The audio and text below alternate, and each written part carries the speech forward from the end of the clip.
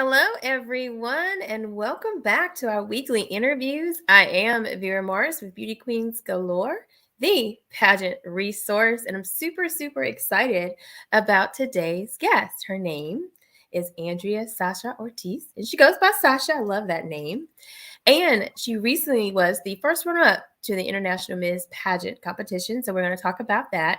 There's so many wonderful things about her: TED speaker, author, model, entrepreneur. The list goes on and on and on. So, Sasha, thank you so much for joining us today. Great. Thank you for having me, Vera. It's really wonderful to be here. Absolutely. We're glad to have you here. So, let's go ahead and talk pageantry. Tell us about the International Ms. Pageant system. Yes, let's get into it. International Ms. is a super dynamic pageant that I would say is for women who are all about professionalism, networking, and sisterhood. I mean, you hear that a lot in pageantry, but this is the real deal. Like these are women who I've gotten to know over the past several years who I count as close friends. I'm graduating in December with my PhD, and some of my Sash sisters are coming to my graduation. So we're in each other's lives. We don't just come to this pageant to compete. You go to International Ms. to build a network for sure. Oh, I love that. I think that's amazing. So, what was that feeling like for you when they announced you as first runner up?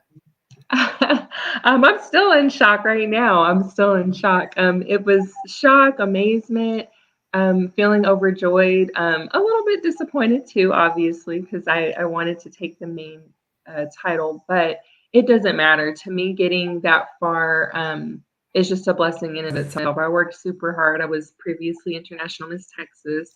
So it felt good to level up to North America and to make it to be first runner up was a dream come true. Absolutely, and it seems like you love this system if you came back. So I think that's a wonderful experience. So speaking of that pageant system, is there an age that you have to be in your division, in the Ms. division, a certain age? No, across the board, all contestants have to be 26 and over.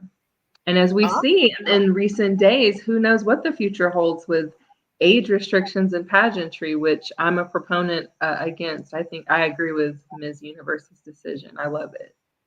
yes, to I mean, just obviously 18 and older, but that's right. That's right. I think that every woman deserves the opportunity to pursue her dream. And speaking of that, do you think there's a right time to start in pageantry? I do. It's sort of like anything. When the queen is ready, the pageant will appear. I think that when it's time for you, you'll know when to compete. You'll know when you're ready in mind, body, and spirit. I'm really big on holistic health, as you know, or maybe people don't.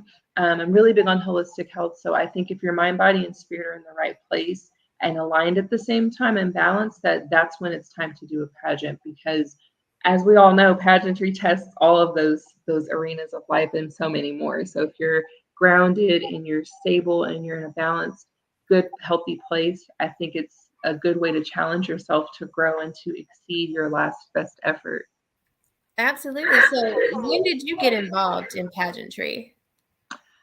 Great question. In 2019, actually, that was my first pageant. This is International Ms. is now my third, technical fourth pageant.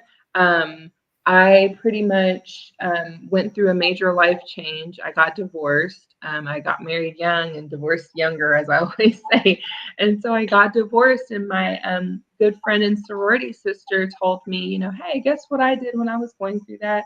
She was like, you should do a pageant. And I'm like, what? No, because I competed in Miss Teen Texas in high school. Ages ago, so I couldn't even remember how any of that went. But anyway, when she told me that, I was kind of taken aback. I was confused and I didn't see her vision. So a couple weeks later, the pageant director called me up and said, hey, we want to let you know that you're being nominated as a candidate for what was it? Oh, International Miss Arizona International's exceptional woman. And I'm like, wait, what? So I went there on a whim thinking, oh, I'll just go see what this is all about. And I won. And I ended up moving back to Texas and kind of going from there. I'm a native of here. So when I hit the ground here, I was like, I think I'm ready. I don't even remember how. I was just researching and I found International Ms. and I loved every ounce of what I read. Laura's brand is on point in terms of, like I said, for professional women, which I'm a young professional. So I did that one, and I haven't looked back ever since. I know once you get in it, it's no turning back in the world of pageantry. Once you're in, you're stuck forever, is what I always say. So tell me a little bit about your platform, because I've read quite a bit about you, and I must say you have such an amazing story, and you have really found a way to turn your pain into your life's purpose. So tell us a little bit about that. Thanks for asking. My platform is pretty straightforward, actually.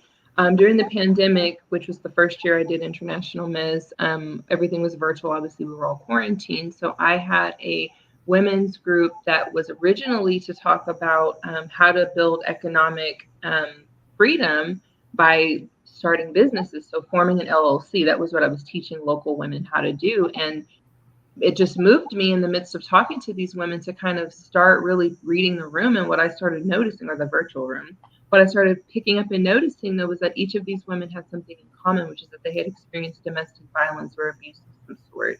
And so it occurred to me very quickly that until we've addressed some of that and really parsed it out, that it wasn't really worthwhile to keep talking about an LLC formation, when it was like, what's really holding you back is emotional baggage and hurt and pain of an unprocessed story. So anyway, long story short, I kept up with that, and in the midst of practicing and prepping, my coach was like, "Oh, so." Because I have the whole TED thing, just that was another like life moment. I was like, wait, what? Why me? How? Okay. So that TED talk was upon me, and my coach was trying to help me prep for the pageant as well as my TED talk. And she's like, "Oh, you got to tell, you got to share your narrative." And I was like, "I don't have anything to tell people about. No one wants to hear anything about my life." And she's like, "Yeah, they do." So I decided, after listening to those bold, brave women share their narratives, that it was time for me to share mine, because I had kind of decided I wasn't going to give voice to that because of just how I perceived it at the time. So anyway, what happened was I gave that TED talk, and a really cool thing happened. My pageant platform sort of shifted, because the key thing I said in my talk was that economic freedom and empowerment is one of the cures for intimate partner violence. And so my platform kind of pivoted a little and became about being an advocate for mental health and mental health influencer, but most importantly, an advocate for thrivers, as I say, women who push past surviving and start thriving and living everywhere. So my platform is evolving. I've been getting some cool opportunities to speak publicly and to represent women thrivers everywhere. So who knows where we're headed? And I think that's amazing how pageantry has a way of really shifting whatever happens in our lives, into our main platforms. That's why I love Ms., specifically Ms. pageants, because the women in the Ms. division, we have had some stuff that has happened in our life, and we have the opportunity to share that just like you have done. So speaking of, when I say Ms. pageants, do you think that we hold a certain responsibility as Ms. Contestants and title holders? Yeah, absolutely. Young women, young girls, first of all, girls and young women, they need role models now more than ever. I'm not going to get into politics of gender or any of that. However, um, women, especially certain demographics of women, need more support than ever. And it's imperative that we have good role models. And I believe in being the change. That's not just a cliche. So instead of saying, "Oh, hey, you should mentor girls," it's like, "Oh no, I have to mentor the girls." And guess what? Mentorship means, y'all, like just being yourself in public, being polished, being on point, being professional, because people are always watching. They really are. Um, it's just true. When you're a pageant queen, you have a presence about you, you have an air about you. You're not just beautiful to look at. You're also, there's just something about you that most people see. So I think little girls, teenagers, young women, young adults, women of all ages need role models. Again, some of my greatest confidants and support people have come from within the pageant community of women, truly of all ages and backgrounds. And that's what else the future holds, is that diversity means not just diversity in terms of physical phenotypic things we can observe, but diversity in experiences in life, nationality, languages spoken, religious beliefs. So I think pageantry is the fastest, easiest way for young women around the world and girls too to be exposed to that diversity in a way that's life changing. Absolutely. And, speaking of women in pageantry specifically, because we know there's different divisions out there, so many different pageants. So, do you think that women should dress according to that division or according to their personality? Like, how do you think that these women should be able to go into this pageant and dress like according to what the pageant standards are or what they want? You know, I hate to give a canned answer, but my beauty business's quote is beauty is in the eye of the beholder, in the hands of the determined. That means you define you. So I think that every woman has to define her femininity and her womanhood and package and present it however she so chooses. I think obviously there's guidelines. I do agree with that because that's the nature of the backbone of the system that you're competing within. And if you apply to be a delegate or a representative for that, you do have to represent that brand appropriately. But within those parameters, I think every woman has a right to put her own spin on it. And that's part of why I love International Miss, because like this year we had the costume competition. And yes, just seeing every woman's take on her culture or her state or her representation, right, of her sash and her title, um, it was eye opening. I missed North America, so I literally wore a red dress with an American flag cape, for instance. So um, I think that it's what you make of it. I agree. I think having your own personality and, like you said, just being your best version of yourself is so Mhm. important in anything that we do. So speaking of pageantry, and Beauty Queens Galore is a huge pageant resource for everyone, directors, contestants, everybody. Is there anything that you feel like we could do more of or showcase more? Is there anything in the pageant community that you think needs to be changed or something that you want to see?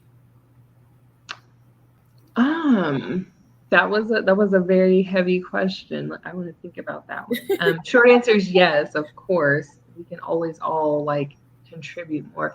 In terms of beauty pageants galore, I appreciate the open forum that you all provide on social media to give queens around the world an opportunity to talk about their experiences. I know some people don't agree with anonymity, but I'm a clinical psychologist in training, so hey y'all, I'm a professional secret keeper, so I don't have a problem with people speaking their minds and keeping that confidential of who they are. But I do think that there's a place for um, there's a it's time for us to have a little bit more of a candid dialogue about pageantry and about systems, because every system isn't created equal, and some of the things that happen within systems probably wouldn't if people knew that hey, there's an open forum and we're going to talk about it. So that's beauty pageants galore. I hope you guys continue. Two, I would love to see more like success tips for within a system. Like, I could easily tell a young woman, like, this is how to succeed within International Ms across the board. This is what they're looking for. More of that.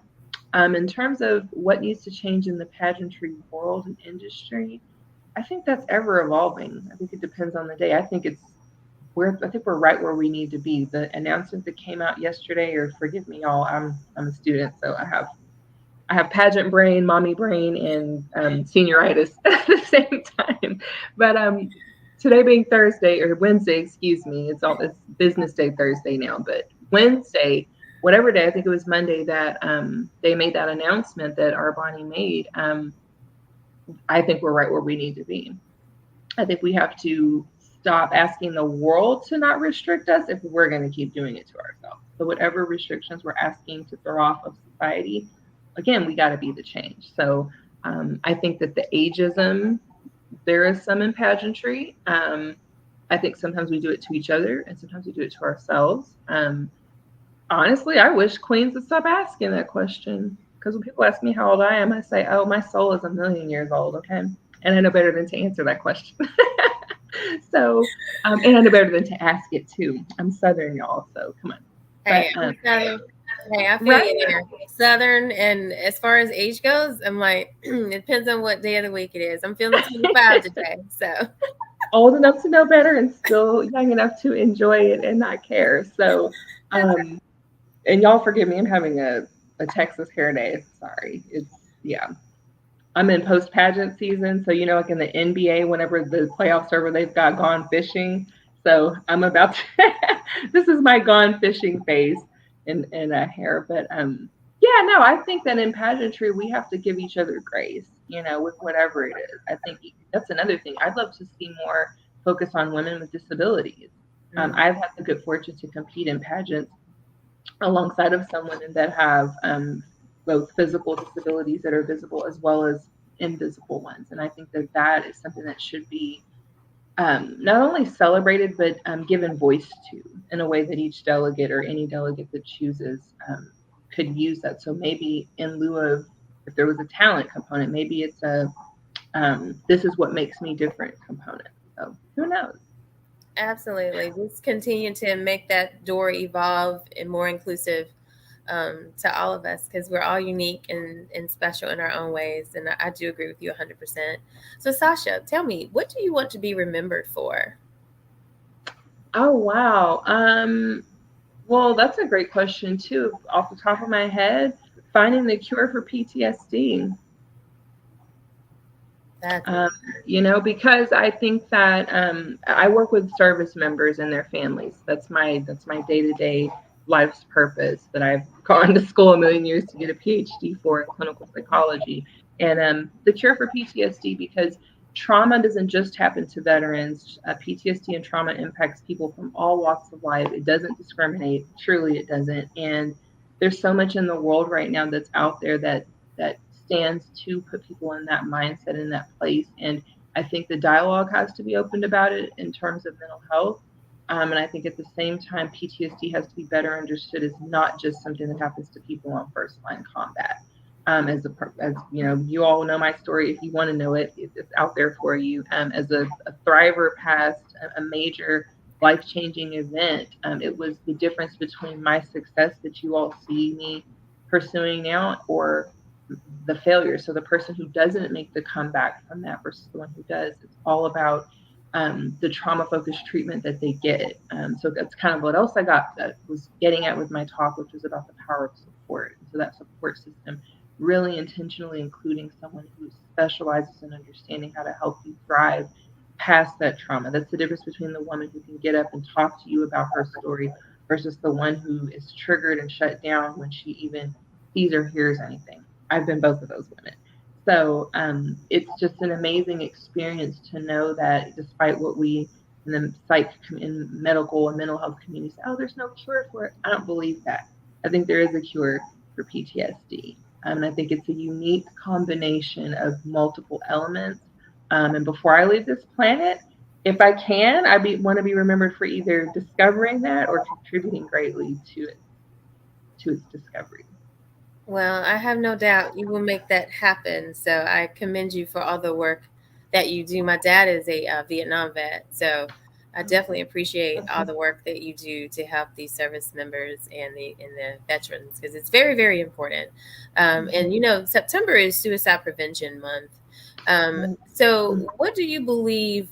I think one of the biggest issues we have now is I hear it a lot is that people say they don't listen.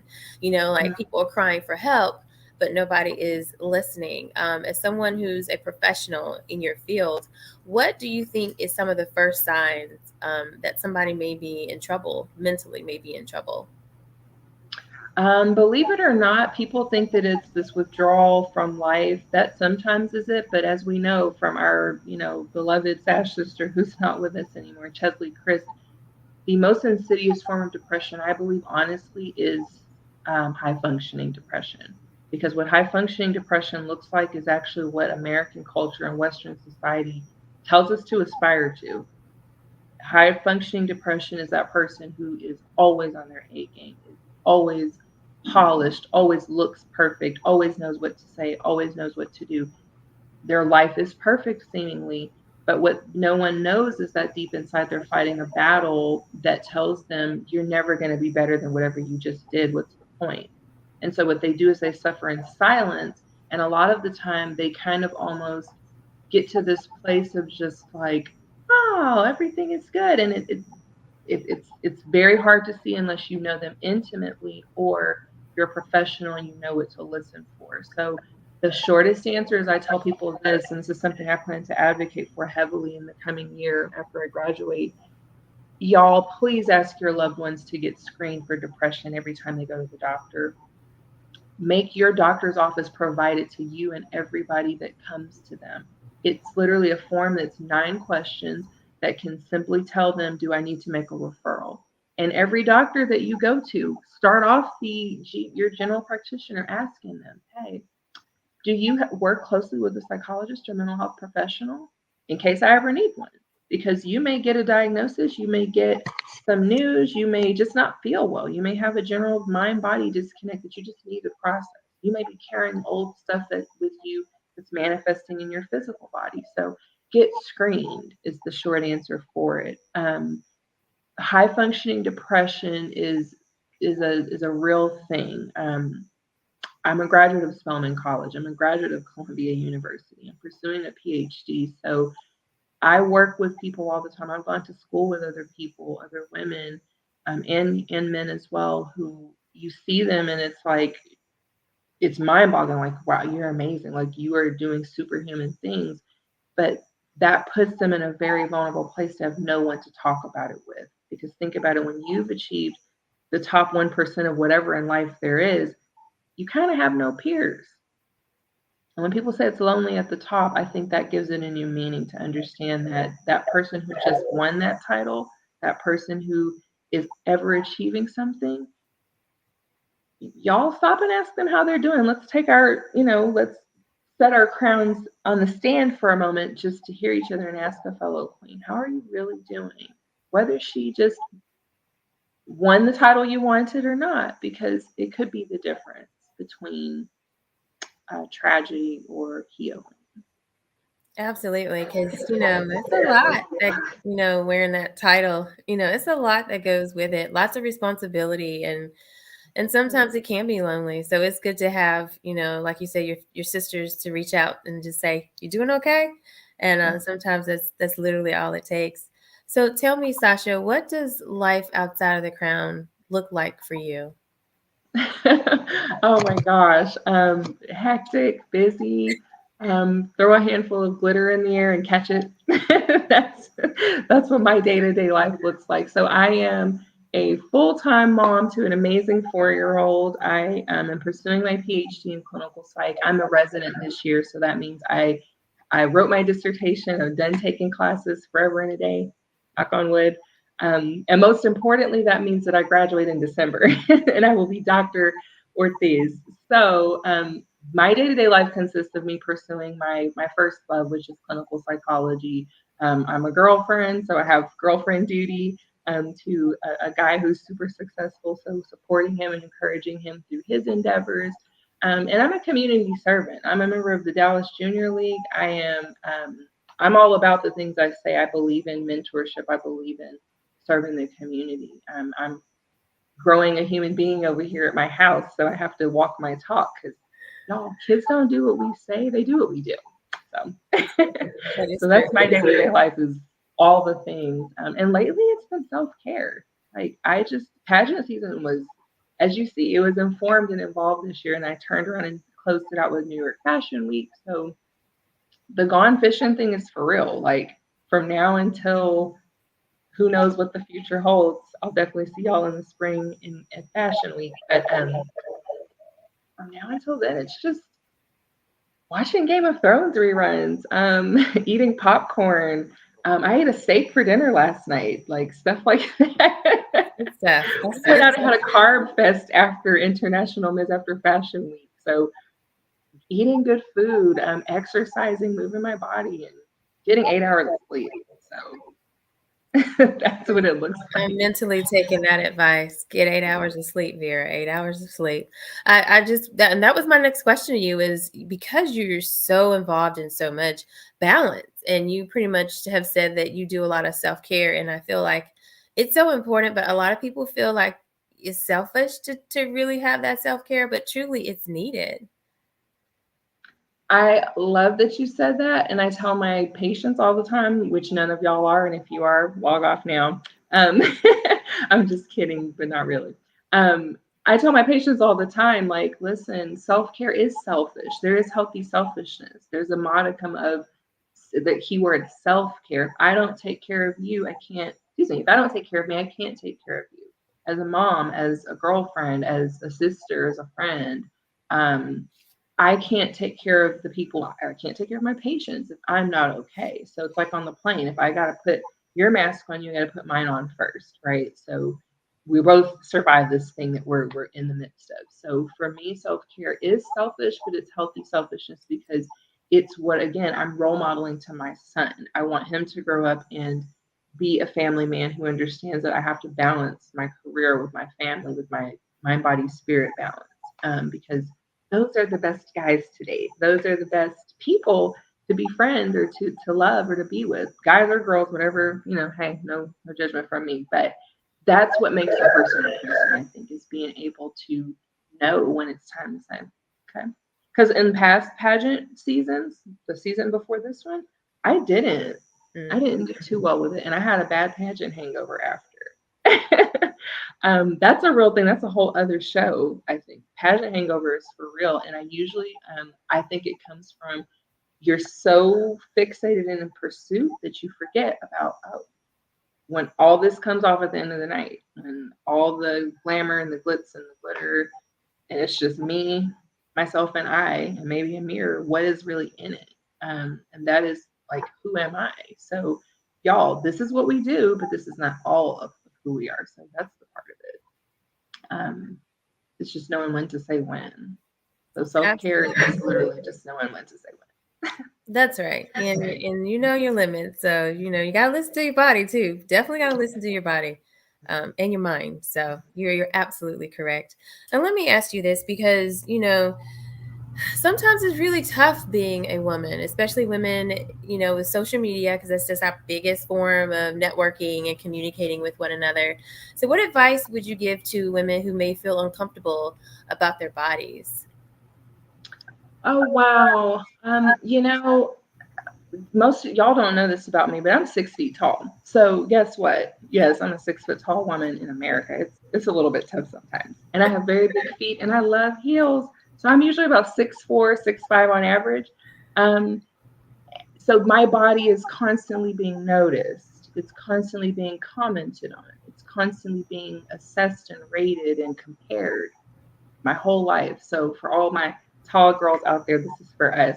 Um, you better know who you are. And if you don't, figure it out.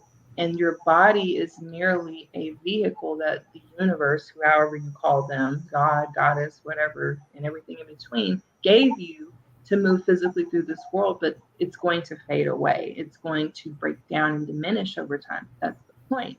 So, body confidence and body health comes from having a healthy mental attitude about this right here, the physical.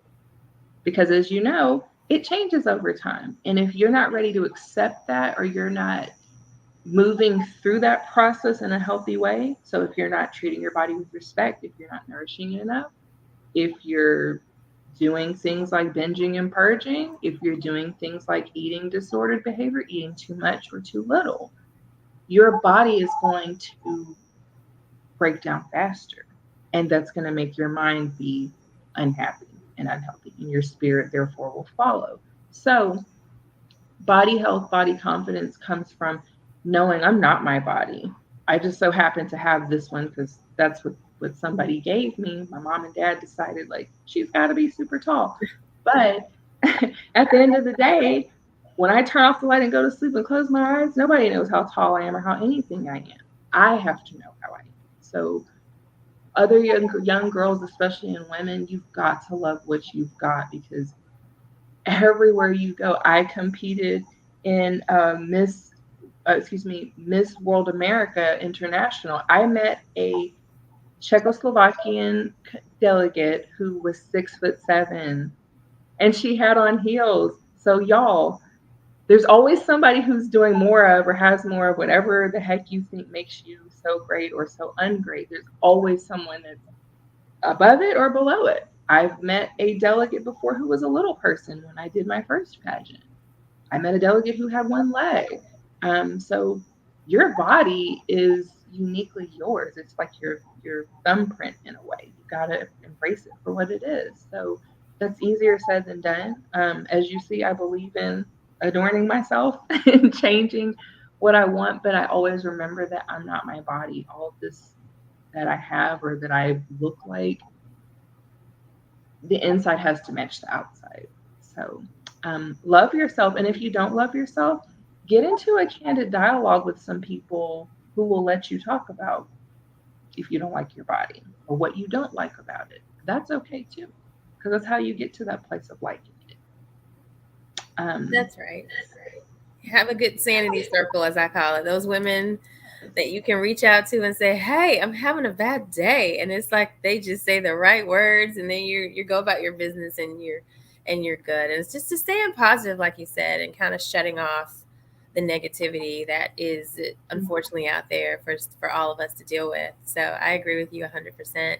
So my biggest question to you is, what do you think has been the greatest advice that you've received thus far?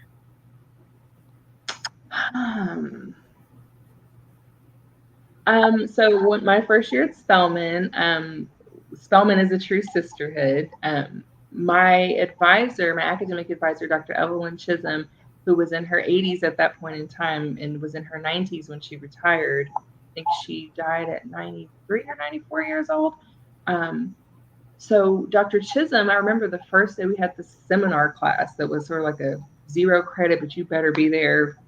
And she was like, you better be on point. You better be dressed. You couldn't come to her class with jeans on. You couldn't come to her class with t-shirts or flip-flops. Like you had to get dressed like you were going somewhere to come to Dr. Chisholm's class for any class. In her opening statement, she had these beautiful long red almond shaped nails long before it was cool to wear. Oh, she was always ahead of her time. Dressed to the nine, beautiful dress with beautiful stockings and heels, immaculately made up face. And she would point her long red fingernail at all of us and say, know who you are. You better know who you are, because if you don't, somebody will tell you and it'll never be true. And I was like, all right, I guess, I was what, 18 at the time, so I thought I knew everything already. I'm like, this lady, what's she talking about? But as I have advanced through this career, there were moments where after Dr. Chisholm had passed where I would cry, like professionally or academically, like, Dr. Chisholm, what should I do? And I would hear her voice telling me, know who you are. I was like, okay, wait, who am I? Okay, I'm an overcomer. I'm resilient. I'm a conqueror. I'm strong. I could be a crybaby too. So what do I need to do right now? So I love that the sanity circle, I called them up and asked them for help. So Dr. Chisholm would say, know who you are. And that's so true, because especially as you get into pageantry or anything out in the limelight or as a public figure of any sort, people do begin to project onto you and they will tell you who you are or who you're not. Um, and you better know, because it's coming for you, whether you want it or not. People will see just a picture of you and decide, oh, this is this. And y'all, even as pageant girls in 2023 and beyond, we know that there's still stigma out there from certain groups of people who see us as vapid bimbos who just want to play in hair and makeup. And it's like, listen, if somebody out there is that, that's good for them. That's their journey. That's how I feel. But more often than not, it's like pageant women, we're some of the smartest, accomplished, intelligent, driven women out there. So we have to know who we are, because once you achieve whatever you're after, you are carrying that forward and defining it. It's not defining you. So I think it's no. Absolutely. That's why I love that, pageantry, older women are involved in pageantry because, like I said, we have this bond, that we have, and we have these experiences that we we share, and that's what I love the most about pageantry like yourself is getting to meet these people and sharing our experiences. With Sasha, before I let you go, we're gonna play a quick game All called right. I'm This ready. or That. All It's right, called ready? what? This or that. Okay. Pick one or the other. Okay. Swimsuit or evening gown? Oh, evening gown. Okay. Oh, sneakers or stilettos? You are tall, so you might. Stilettos. I can't concentrate on flats. You can't concentrate. Interview or onstage question? Man, y'all, I choked on my onstage question this year, so onstage question because I like a challenge.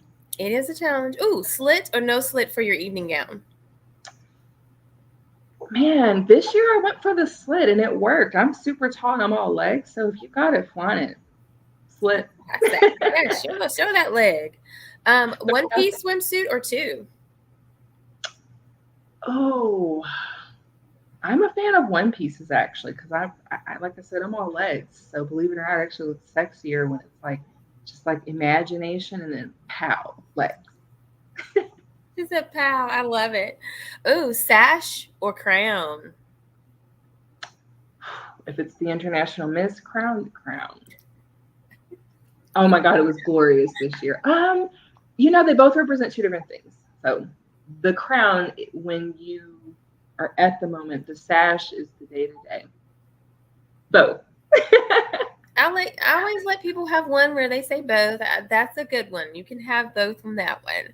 So, are you a hair up or hair down type of woman? hair hair up actually, but this guy that I love loves it down and has talked me into it. So I'm converting into a down girl. It's pretty. I can see Despite this that. today. Sorry y'all. It's Texas. I know all about Texas and your house heat and the humidity, so I completely understand. Ooh, practice or wing it? Ooh, Practice. I'm a Virgo. I gotta practice. Practice a lot. Oh, butt glue, a double-sided tape. I love this one. Double-sided tape, because that's my lot in life right now. That's right. I agree. And here's the last one. Do you like nude or red lipstick? Oh, dang it. That was a better both. Do you like both? They serve different purposes. I did more nude colors this year and it landed.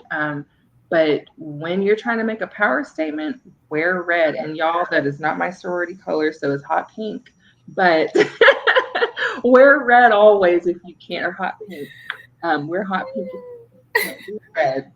You'll get forgiven. But yes, red because I mean, on stage, look at how it looks. It just looks It's amazing. powerful. I agree. Red is a statement of power. So I agree. I agree with you 100%. So Sasha, what can I say? It's been a pleasure talking with you today. I could talk to you forever because you just have so much to talk about. And I know that you're going to be so successful years to come. I can already see that. And you're going to be graduating soon, which is exciting. So before we leave here, just leave a lasting impression and let people know how they can continue to follow your journey. Well, first of all, thank you, Vera. This has been such a great experience. This is my first live ever, y'all. So thank y'all for if y'all are roasting me somewhere, be gentle, please roast me lightly. But this is my first ever live, so hopefully I did it justice. But so gratitude, y'all. Gratitude is the most beautiful way in the world as a woman for your insides to match your outside. Always be gracious because even if you didn't get what you wanted, and I know a thing or two about that, you can always land amongst good people when you have a good attitude and one of gratitude for whatever opportunities you get. You never know what someone is ready, willing, and able to do for you and give when you act graciously. Because, like I said, y'all, whether you like it or not, he's watching you and they're always listening to you. So, yeah, thank y'all for whoever's tuning in out there. Thank you for checking in. And if you want to keep in touch with me, I'm at Sasha.socialite on Instagram. I am on that other dinosaur called Facebook, but it's only because I have to be and it won't last. So follow me on Instagram.